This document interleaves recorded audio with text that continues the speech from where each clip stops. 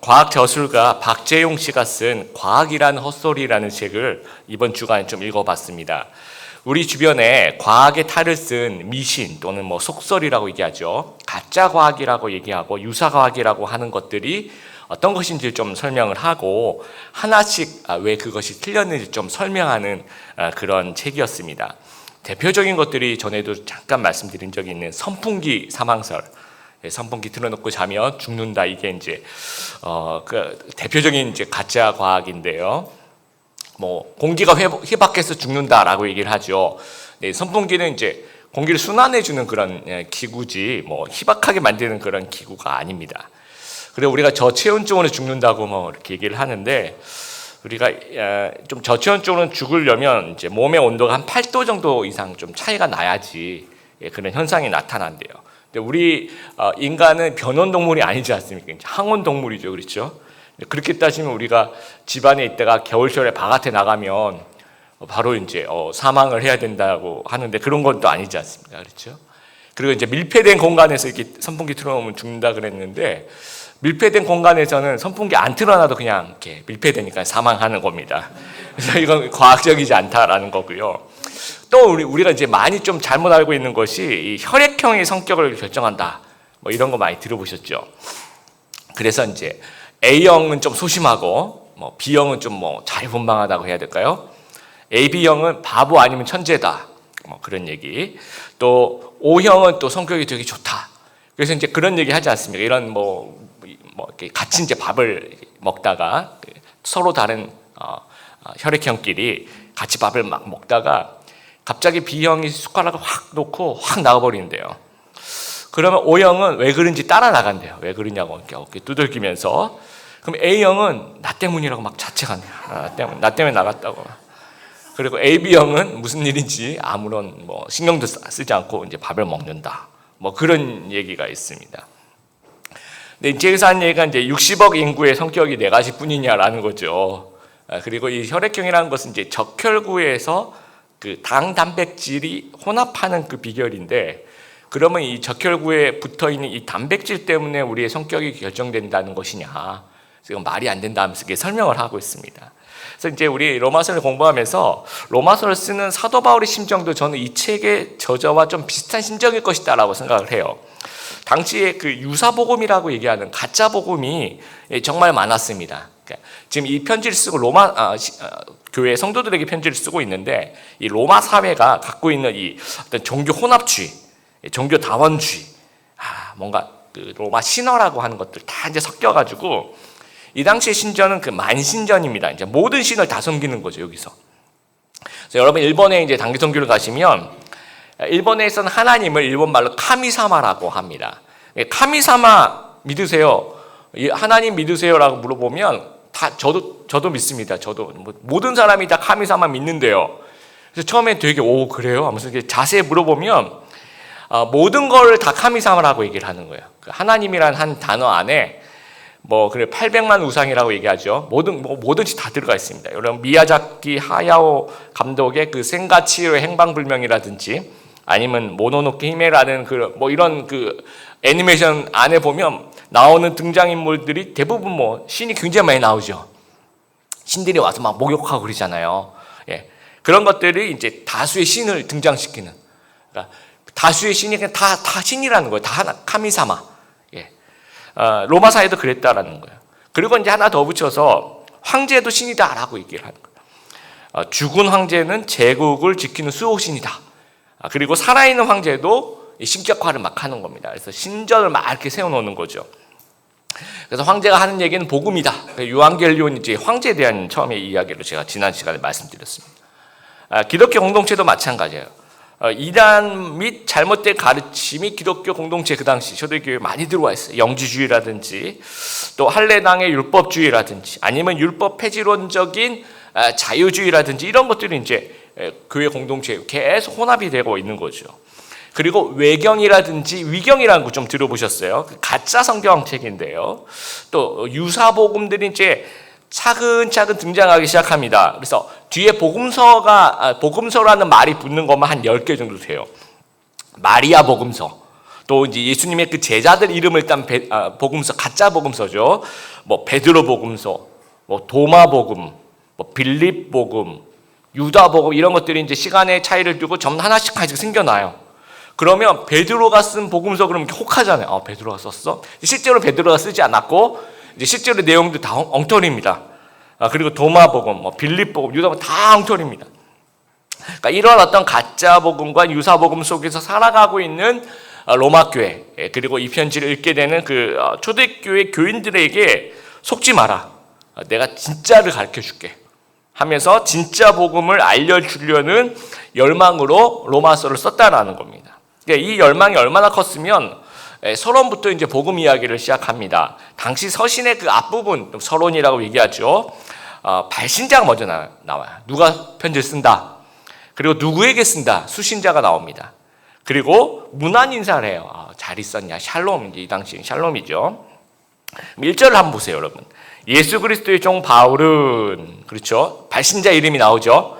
사도로 부르심을 받아 하나님 복음의 특정을 입었으니, 그리고는 이제 어디로 가야 됩니까? 수신자로 가야 되죠. 그럼 몇 절로 가야 됩니까? 7절로 가는 게 맞아요. 7절. 로마에서 하나님의 사랑을 받고 성도로 부르시는 모든 자에게, 이거는 수신자. 이제 로마 교회에게 편지하노니 하나님 우리 아버지 주 예수 그리스도부터 은혜와 평강이 있기를 원하노라 하면서 문안 인사를 이렇게 하는 거죠.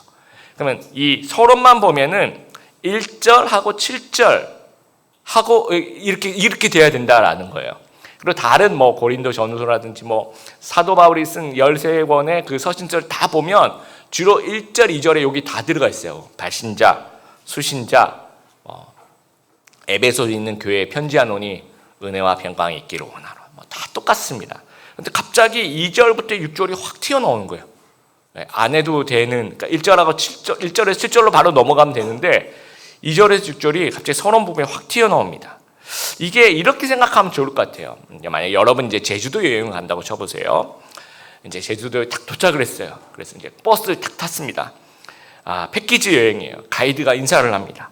보통 이렇게 인사할 거 아니에요. 저는 어느 여행사에 누구고 여러분 환영하고 앞으로 잘 부탁하고 이제 점심부터 먹고 그 다음에 차차 제주도에 대해서 제가 설명해 드리겠습니다. 뭐 이런 게 이제 일반적인 가이드의 첫 인사라고 한다면 어떤 이 가이드는 굉장히 열정적인 가이드예요. 제주도를 너무너무 좋아하는 거예요. 그래서 사람들 보자마자 여러분들 제주도 너무 좋아요. 뭐 한라산 좋고 뭐 섭지코지 좋고 일출봉 좋고 뭐 오름들 좋고 막 얘기를 하다가 잠깐 제 소개가 늦었네요. 저는 어느 여행사고 나중에 얘기할 건데 너무 이게 열정적이니까 툭 튀어나오는 거죠. 사도벌도 마찬가지. 이 내용상 본론은 이제 서론은 어디서 끝나냐 이제 여러 가지 얘기가 많지만 저는 이 18절부터 그러니까 1장 18절부터 본론이 시작된다고 봐요. 로마서는. 그러면 그때까지 그냥 기다렸다가 18절부터 이제 하나씩 유죄 판결부터 시작해서 하나씩 풀어나가면 되거든요. 근데 그때까지 못 기다린다는 거예요, 바울이. 그래서 서론에서 짤막하게 전체 그 복음의 개론을 잠깐 언급해요. 진짜 복음이 무엇인가 이러면서 하면서 아까 1절에 내가 복음을 위해서 택정을 받았는데 하면서 2절을 보세요. 이 복음은 하면서 이 복음이 이제 관계대명사 구절인데 이 복음은 다른 유앙겔리온 뭐 황제가 뭐 또는 뭐 다른 어떤 만신전에서 나오는 그런 유앙겔리온이 아니다. 이것은 하나님의 유앙겔리온인데 한마디로 뭐냐? 3절에 그의 아들에 관하여 라고 얘기를 하고 있습니다. 이 복음은 2절에 앞부분에 얘기하죠. 이 복음은 3절에 한마디로 그의 아들이다 라고 얘기하고 있어요. 한마디로 이 복음은 예수 그리스도다. 예수님이 진짜 복음이다 라고 얘기를 하고 있는 거예요. 가짜 신이 판치는 당시 사회에서 사도 바울은 예수님이 진짜 신이다. 진짜 하나님이 예수님이다. 예수님이 하나님이시다. 이게 복음이다 라고 이야기를 하고 있는 겁니다. 그래서 아까 일본에서 카미사마 예수 하나님 믿으세요 라고 그러면 다 믿는다고 했죠. 그래서 이제 그 일본에 이제 선교하시는 분들은 카미사마라는 얘기를, 그러니까 복음을 전할 때 카미사마라는 얘기를 잘 안 해요. 그럼 누구 얘기를 할까요? 예수 그리스도니 찌때 기타고토가 아리마스까? 일본어 되게 잘하는 것 같이 느껴져요. 뭐 몇 마디 딱 일본 가서 외우는 그 한마디 예수 그리스도니 찌때 기타고토가 아리마스까? 예수님에 대해서 들어본 적이 있으십니까? 예수님 믿으십니까? 그러니까 예수 그리스도를 얘기하면 이게 이분이 하나님이다라는 거죠. 그렇게 접근하는 거죠. 그래서 왜 예수님이 진짜 복음인지 간략하게 설명합니다. 우리 이제 5만 원권 여러분 보시면 진짜 지폐인지 가짜 지폐인지 그걸 공부하시는 분은요, 가짜 지폐는 공부 안 합니다. 왜 그럴까요? 가짜는 굉장히 다양하게, 아주 다양하게 나타나니까 그때마다 공부할 필요가 없고요. 뭘 공부하냐면 진짜가 뭔지를 공부하는 거예요. 그래서 그 위조 방지 장치가 있대요. 5만 원권에 15가지가 있대요. 왜 그런지 모르겠지만 참고하시면 15가지 그 특징들만 공부하면 나머지는 다 응용하면 되는 거니까, 그렇죠? 그래서 이게 진짜인지 아닌지를 이 기준의 이 특징, 이 15가지 특징에만 비춰보면 이게 가짜 지폐인지 진짜 지폐인지 분별할 수 있는 것처럼, 오늘 2절에서 6절까지 이 서론에서 이 삽입된 이 복음에 대한 이 개론적인 부분에 있어서 진짜 복음의 특징은 4가지 정도로 얘기를 하고 있어요. 꼭 4가지만 있다 이제 그런 얘기가 아니라, 가장 큰 이 서론적으로 얘기하는 거니까 가장 큰 복음의 진짜 가짜가 아니라 진짜 유한겔리온은 이런 특징이 있으니까 가짜 유한겔리온과 잘 분별해 보라고 이야기를 합니다. 첫 번째, 진짜 복음은 구약에 예언되어 있다라는 겁니다. 기독교의 독특성은 예수라는 한 인물 위에 이제 세워집니다. 타종교는요, 불교는 부처의 가르침과 원칙을 통해서 구원을 받는 거고, 유교도 공자의 가르침과 원칙을 따르는 거고요. 이슬람도 마호메트가 전하는 그런 신적 계시를 따르는데, 기독교는요, 윤리적인 가르침만을 따르는 것으로만으로 구원이 불가능해요. 어떤 대전제가 필요한데, 그것이 뭐냐면 먼저 예수님께서 구원을 위해서 하실 일을 하셔야지 구원이 성립이 됩니다. 그래서 성경에 그것이 무엇인지를 구약에 자세히 예언이 되어 있다라는 거예요. 메시아가 오는데 어디서 탄생하고 어떤 모습으로 또 어떤 일을 할 것이냐에 대해서 자세하게 예언이 되어 있다라는 겁니다. 허호익 교수의 그 한국의 이단 기독교라는 책, 또 종교문제연구소의 그 탁지원 소장의 조사를 이렇게 보면 우리나라에서 자칭 내가 하나님이다라고 얘기하는 사람이 한 20명 정도 된대요. 그리고 자칭 내가 재림 예수다, 내가 너희를 구원하러 온 재림 예수다라고 얘기하는 사람 좀 더 많아요. 한 50명 정도. 그래서 그것도 같이 겸임하는 사람들도 있고요. 그래서 이제 70여 왔다 갔다 하는 사람들도 있습니다. 근데 70여 명 정도가 나는 하나님 또는 재림주라고 이제 얘기를 해요. 그런데 이분들이 이제 자칭 내가 하나님과 그 예수님들인데 자신이 구약 성경의 예언을 성취했다라 막 주장을 하는 겁니다. 이걸 여러분 잘 분별해야 돼요. 우리나라의 그 한국형 이단이죠. 우리나라에 영향을 끼치는 그 한국형 이단의 그 뿌리를 찾아 올라가면 대북격이라고 얘기하는 사람이 이제 박태선, 문선명 이렇게 되는데, 이 박태선이 끼친 영향이 아주 큽니다. 이분 이제 개신교 장로 출신인데 나중에 이제 자기가 예수가 구세주가 아니라 내가 구세주다 하면서 내가 구약의 예언을 성취했다 하면서 이름도 이제 천부교라고 해서 요즘도 그 신앙촌에서 물건 파는 그런 양말, 속옷 같은 거 팔죠. 그걸 이제 만든 거예요. 그러면서 스가랴 4장에 나오는 등잔대옆 두 감람나무, 그 감람나무가 나다라고 얘기를 합니다. 그리고 이긴 자라는 말을 써요. 이긴 자가 나다. 그 에스겔에서 얘기하는, 또 요한계시록에서 얘기하는 이긴 자가 나다라고 얘기를 합니다. 근데 그 이긴 자란 말은 그 말이 어감이 주는 게 좀 멋있잖아요. 내가 이긴 자다. 그러면 뭔가 있어 보이잖아요. 그러니까 이게 뭔지도 모르고 이 영생교, 신천지 이게 다 베낍니다. 그래서 이제 신천지 가도 내가 이긴 자라 그러고 다 이겼대요, 자기들이.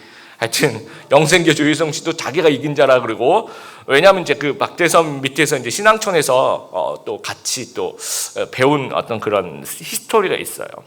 그런데 이 감람나무라든지 이긴 자라든지 이런 것들이 메시아를 설명하는 예언이 아닙니다. 그러니까 구약성경 조금만 이해하면 이 감람나무는요, 그 스가랴서 4장에 나온 감람나무는 하나님께서 쓰신 어떠한 지도자를 얘기하는 거예요.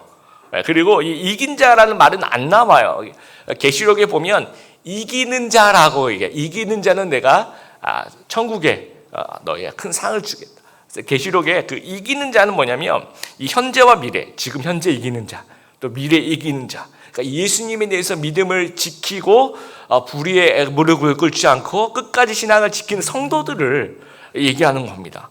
그런데 그 말이 좀 멋있나 봐요. 감람나무다 내가 이긴 자다 이렇게 얘기하면 뭔가 이렇게 사람들이 혹하는 그런 것이 있는 것 같아요. 그러니까 이 말 자체도 메시아를 설명하는 예언이 아닌데 그럴싸하게 이제 왜곡을 합니다. 신천지 이만희 교주 같은 경우에 내가 보혜사다 막 그래요. 그래서 본인이 하나님이면서 성령님과 겸임을 이제 하고 있는 두 가지 다 하고 있는 거죠. 근데 이제 물어봅니다. 당신이 왜 이긴 자입니까? 당신이 왜 보혜사입니까? 라고 물어보면 구약에 예언되어 있는 거니까 왜 그게 당신입니까? 라고 물어보면 설명을 못해요. 원래 그런 거야 원래 하면서 이제 넘어갑니다. 그래서 어느 그 종교단체 교주에 대한 기록이 성경에 있다고 주장하는 경우들이 있는데 구약과 신약을 문맥과 상관없이 이리저리 꿰맞추는 거예요. 저는 우리가 성경을 정말 잘 이해하는 것도 중요한데요. 그 전에 국어가 참 중요하다. 초등학교 때 국어만 제대로 했으면 국어 시간에 졸지 않고 이게 주제 파악이라고 하죠. 이 구절을 읽어봐요. 그럼 이게 무슨 말인지만 이해가 돼도 여기 현역이 되지 않을 텐데 하는 생각이 듭니다.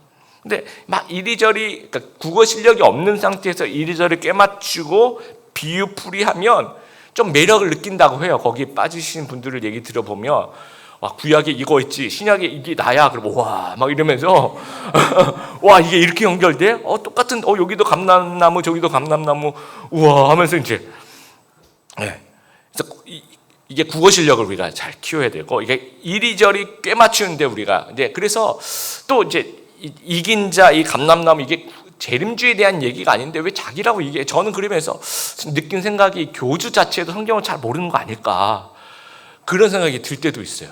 좀 멋있는 걸 좀 차용을 하려면 좀 그럴싸한 걸 좀 차용해야 되는데 그래서 다시 말씀드려서 어느 종교단체 교주가 성경에 내 예언이 있고 내가 하나님이다 예수님이다 라고 얘기하면 모두 이단이라고 보는 것이 확실합니다. 그 이유가 2번 다음 계속 설명합니다. 2번 진짜 복음은요 혈통으로 다윗의 자손이어야 돼요. 예수님께서 여리고를 지나가실 때 이 바디메오가 이제 이렇게 외칩니다. 다윗의 자손이여 나를 불쌍히 여기소서.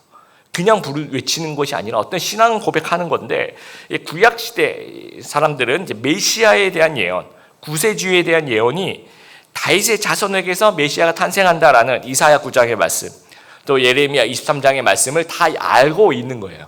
그래서 당신은 다윗의 자손입니다라고 얘기하는 것은 이제 당신 메시아다라는 얘기를 하는 겁니다. 그래서 메시아는 다윗의 자손이란 말은 다시 말씀드리면 유대인이라는 얘기예요. 유대인. 그리고 그 유대인들 중에서 12지파 중에서 어느 지파여야 됩니까? 다윗이 어느 지파죠? 유다 지파입니다. 유다 지파 안에 다윗이 있고 다윗의 후손이고 여러 명이 아니라 단 한 명이에요. 우리나라처럼 50명이 이렇게 활동하고 그게 아닙니다. 단 한 분. 그러니까 이 한국형 이단들의 주장은 뭐냐면 예수님은 동방 즉 한국에서 나신다라고 얘기해요. 성경에 그렇게 나와 있지 않아요. 그러니까 기본적으로 한국 사람은 탈락입니다. 유대인이 아니잖아요. 기본적으로 한국 사람 아니에요. 그러면 이렇게 얘기하죠. 이게 다윗의 자손이라는 얘기는 영적인 얘기야.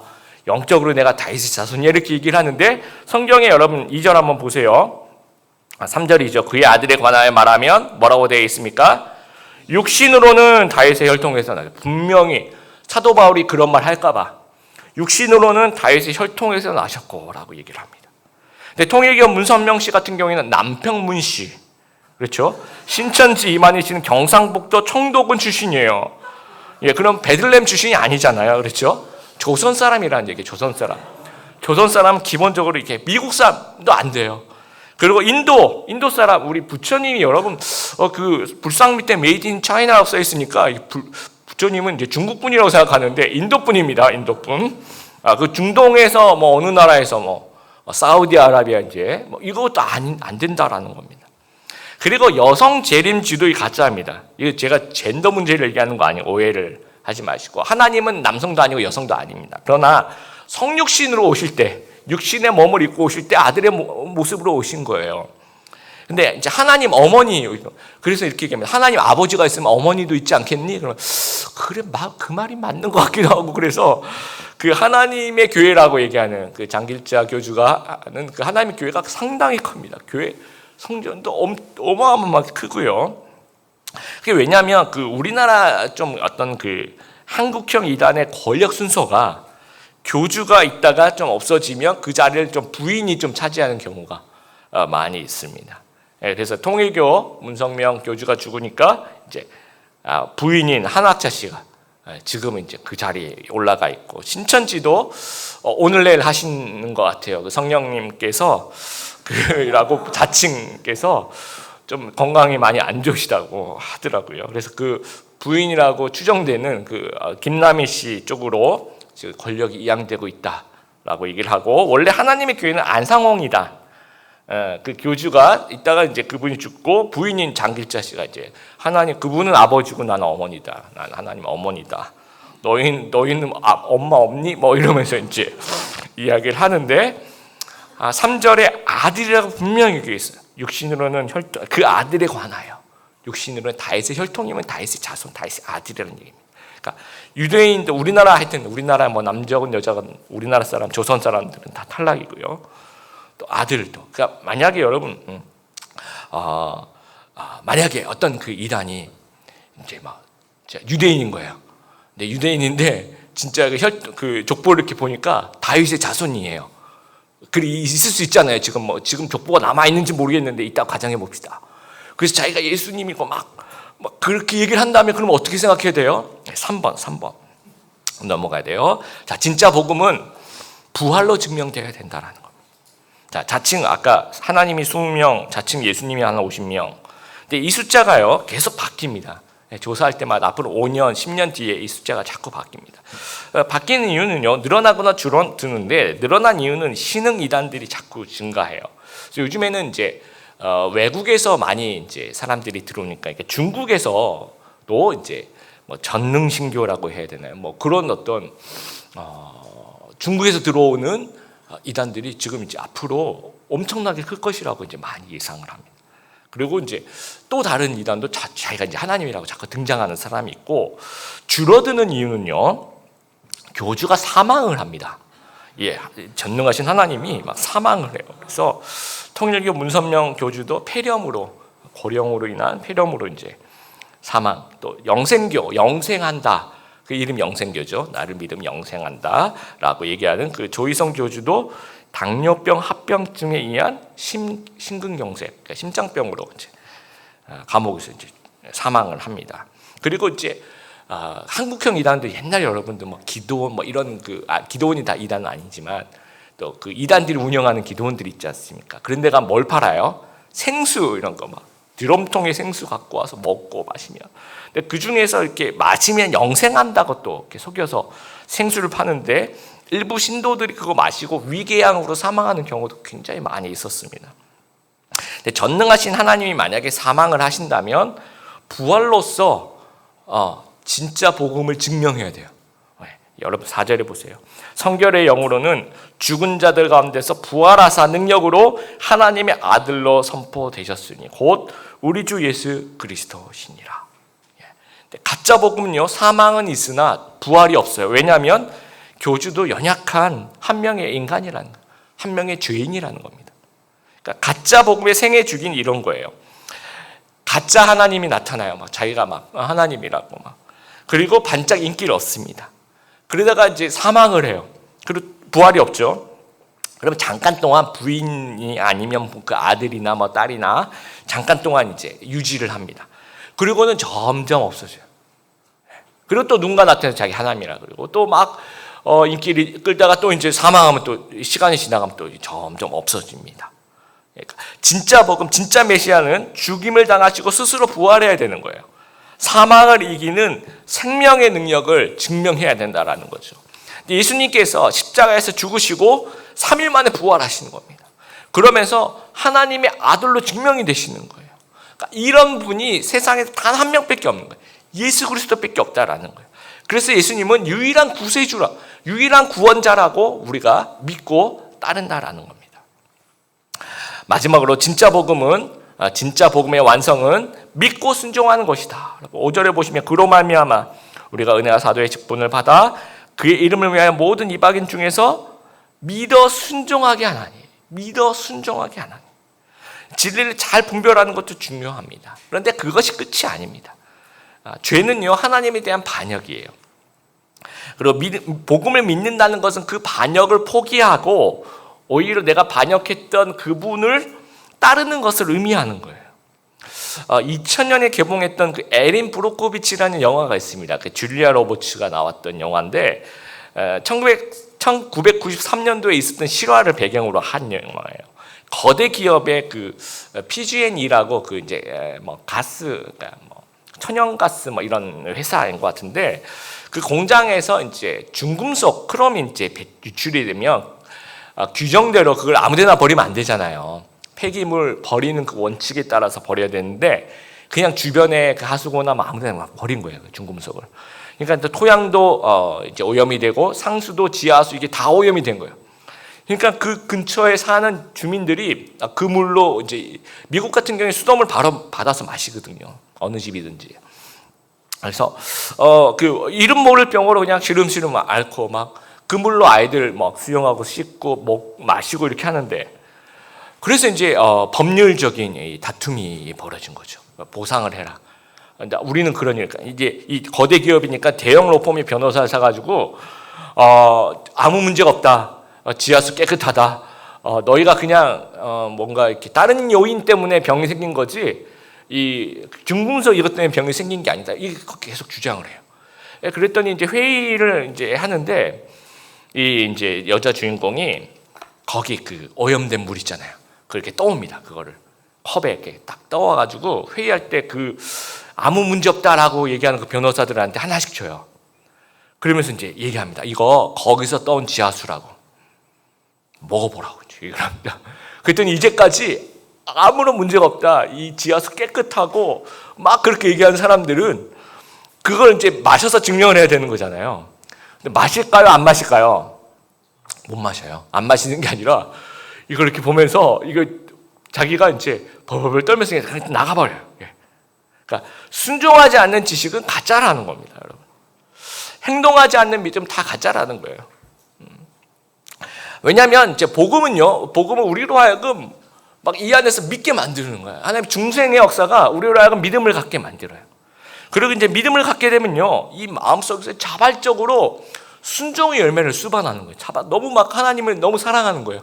그래서 하나님을 막 순종하고 싶고, 이 정말 예수 이름 밑에 무릎을 꿇고 싶고, 어떻게든 하나님을 위해서 살고 싶고, 그런 것들 수반하는 것이 진짜 복음이라는 겁니다. 그래서 이 믿음을 순종하며 사는 게 어떤 모습일까 생각해 봤더니, 여러분 1989년에 나온 영화인데 인디아나 존스 시리즈 중에서 최후의 성전이라는 시리즈가 있어요. 요르단에 있는 그 굉장히 유명한 그 관광지 있지 않습니까? 그쪽에 이제 그래서 찍은 건데 이 뭐 성배를 찾는 거죠. 거룩한 이 어떤 잔을 찾는 건데 세 가지 관문을 통과해야 됩니다. 이제 비결의 문구를 이제 줘요. 비결의 문구를 순종해야지 이제 찾아가는데 첫 번째 문구가 이런 거예요. 회개하는 자만이 통과하리라. 그래서 이제 이 주인공이 회개하는 자만이 통과하려면 어떻게 해야 될까? 보니까 회개하는 자는 이제 순종의 무릎을 꿇는 거예요. 그래서 이제 딱 들어가자마자 이렇게 무릎을 탁 꿇습니다. 그랬더니 이렇게 위로 이렇게 막 날라오는 이 창칼을 피하게 되고요. 두 번째 관문은 하나님의 말씀 그 뒤를 따르는 자만이 나아가리라. 하나님의 말씀을 따르는 것이 무엇일까 이제 막 고민을 하게. 근데 바닥에 보니까 알파벳들이 이렇게 쫙 써 있는데 그걸 이제 다른 아무거나 밟으면 이렇게 막 푹 꺼지고 막 이렇게 그런 장치들이 있더라고요. 보니까 그 알파벳들 중에서 그 여호와의 말씀 그 뒤를 따르는 자만이 나아가리라. 그러니까 야훼라고 쓴 알파벳을만 차례대로 이렇게 밟고 무사히 이렇게 지나갑니다. 세 번째 제일 중요한 관문인데 이제 비결의 문구가 이렇게 써 있어요. 하나님의 길, 사자의 머리에서 뛰어내릴 때 자신의 가치를 증명하리라. 뛰어내리라는 얘기입니다. 그런데 이제 이쪽 낭떠러지에서 저쪽 낭떠러지로 가야 되는데 다리가 있어야 되는데 다리가 전혀 눈에 안 보이는 겁니다. 근데 이제 이 말씀대로 뛰어내려야 되니까 이걸 어떻게 해야 되나 싶어가지고 이제 주인공이 분명히 눈에 보이지 않지만 뭐가 있을 거야 생각하고 거기 끝에 가서 이제 한쪽 다리를 이렇게 뭐라 그래? 한 걸음 이렇게 내딛는 거죠. 한 걸음을 딱 내딛으니까 전혀 눈에 안 띄었는데 그러니까 저쪽 무늬하고 너무 겹쳐가지고 없었던 그 다리가 있었는데 눈에 안 보였던 거예요. 완벽하게 그 위장된 다리가 생기는 겁니다. 그래서 그 다리를 건너가는 그런 스토리예요. 그러면서 이제 이것이 믿음의 도약이라고 이제 그 영화 쓰네. The Leap of Faith라고. 그래서 저는 이게 정말 이 성도들에게 주는 메시지다 생각하는 거예요. 이건 저는 율법주의를 얘기하는 것이 아니라 진짜 믿는다면 내가 하나님의 말씀을 가지고 내가 어떻게 순종할까? 이런 행동이 자연스럽게 따라와야 된다는 거죠. 그래서 이걸 한번 이렇게 해볼까? 또 이걸 가지고 또 이렇게 해볼까 하는 순종의 행동이 나타나야 된다는 거예요. 사도행전 11장 26절 여러분 주보 노트에 있습니다. 같이 한번 읽어보겠습니다. 시작. 제자들이 안디옥에서 비로소 그리스도인이라 일컬음을 받게 되었도다. 제자면 예수님의 그 제자들이죠, 그렇죠? 그런데 보니까 예수 그리스도랑 너무 똑같더라는 거예요. 그리스도하고 너무 똑같아서 뒤에 그리스도인이란 말이 붙는 겁니다. 크리스찬이라는 영어 단어도 마찬가지입니다. 그리스도라는 말하고 그 뒤에 IAN이 붙어 크리스찬이 되는 겁니다. 그래서 제자는 그리스도 닮아서 그리스도인이고 그것이 곧 작은 예수라는 말이에요. 제자들이 작은 예수로 불려졌다라는 거예요. 하는 행동 자체가 예수님하고 너무 닮아 있더라는 겁니다. 그래서 우리가 교회 겨우 나오는 것으로 만족하면 안 된다라는 거예요. 우리 사람이 하나님께 산제사로 날마다 드려져야 된다라는 거예요. 그러니까 현실 기독교가 약해진 이유가 이런 것도 있을 것 같아요. 일단 믿으면 끝인 거예요. 일단 믿었어. 그럼 넌 천국 가는 티켓을 얻었구나. 그러면 그 다음부터는 네가 알아서 살아. 이렇게 생각하고 있는 이 기독교와 한국 기독교를 이렇게 약화시켰다라는 겁니다. 제자도가 없다라는 거죠. 근데 복음을 믿으면요, 그 결과로 순종하게 되고 그 순종한 결과로 예수 따라가는 제자의 삶을 살아나가야 된다라는 거예요. 그렇게 본다면 여러분 주일 예배도 중요하지만 나머지 월요일부터 토요일까지도 다 똑같이 중요한 거예요. 그러니까 7일이 있잖아요. 그러면 주일 예배가 차지하는 비율은 산술적으로 7분의 1이 되는 거예요. 그럼 몇 퍼센트입니까? 많이 잡아도 15%라는 거예요. 그러니까 주일 이렇게 예배 드리는 거 15%, 나머지 그럼 85%는 무엇입니까? 삶의 현장에서 산제사로 여러분 순종하면서 믿음의 도약으로 드려져야 되는 거예요. 우리 85%가. 그래서 우리가 순종하면 이게 우리가 믿는 게 복음이 되는 거예요. 그런데 순종 안 하면 이건 그냥 종교인 거예요, 종교. 그럼 종교 활동 어떻게 합니까? 그냥 주일날 와서 15%. 그게 종교 활동인 거죠. 나머지는 그냥 없는 거예요, 85%가. 그게 종교라는 겁니다. 그런데 나머지 85%까지 있으면 이게 정말 우리에게 복음이 되는 거예요. 그래서 그냥 종교가 있으면 무엇입니까? 그냥 평론가들만 늘어나는 겁니다.